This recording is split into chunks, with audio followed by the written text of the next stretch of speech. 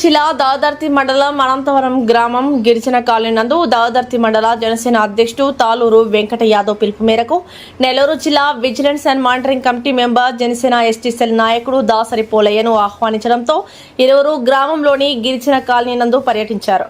ఈ సందర్భంగా వారు మాట్లాడుతూ ఉప ముఖ్యమంత్రి పవన్ కళ్యాణ్ ఆదేశాలతో జన సైనికులు వివిధ గిరిజన కాలనీలలో పర్యటిస్తున్న సందర్భంగా కాలనీలోని ప్రజల సమస్యలు ముఖ్యంగా ప్రభుత్వ పథకాలు అందుతున్నాయా లేదా, ఆధార్ కార్డులు, రేషన్ కార్డులు, గృహ నిర్మాణాల గురించి, గిరిజనులకు విద్యపై అవగాహన, నీటి సమస్య వాటిపై అవగాహన కల్పించి ప్రభుత్వం ద్వారా వారికి ఈ సమస్యలను తీర్చేటందుకు ప్రభుత్వ అధికారుల దృష్టికి తీసుకువెళ్తామని తెలియజేశారు. ఈ సందర్భంగా గ్రామంలోని సమస్యలను తన దృష్టికి తీసుకువచ్చిన జనసేన మండల అధ్యక్షుడు తాలూరు వెంకట యాదవ్ చూపిస్తున్న శ్రద్ధ, సమస్యలను త్వరగా పరిష్కరించేందుకు ప్రభుత్వ అధికారులకు తెలియజేస్తామని అన్నారు. ఈ కార్యక్రమంలో జన సైనికులు, వీర మహిళలు పాల్గొన్నారు. ఒక మంచి కార్యక్రమాన్ని పెట్టడం చాలా సంతోషం.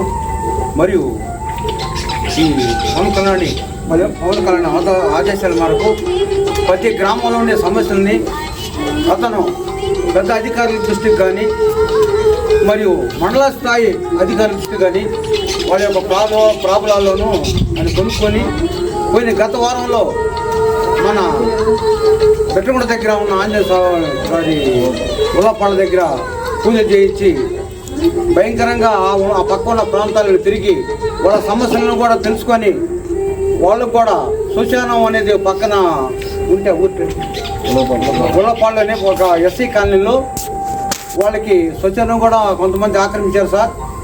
దీన్ని మీరు దృష్టికి అని చెప్పని మన వెంకటాద్రి దృష్టికి తీసుకొచ్చినప్పుడు ఇతను అవన్నీ రాసుకొని నోట్ చేసి నెక్స్ట్ రోజే దాన్ని ఎంఆర్ఓ దృష్టికి కానీ అధికారుల దృష్టికి తీసుకెళ్ళడం నేను కలర్ చూశాను.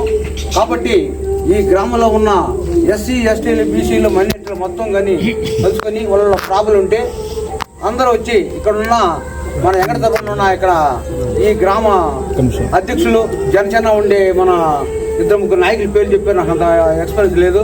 కాబట్టి మీరు కూడా వెంకటకి సపోర్ట్ చేసి మీరందరూ మీ సమస్యలన్నీ వెంకట గారు తీసుకు చెప్పినప్పుడు అతను పరిష్కరిస్తాను తెలుస్తూ మీకు అందరికీ ఒక అవకాశం ఇచ్చినందుకు ధన్యవాదాలు తెలుపుతున్నాను.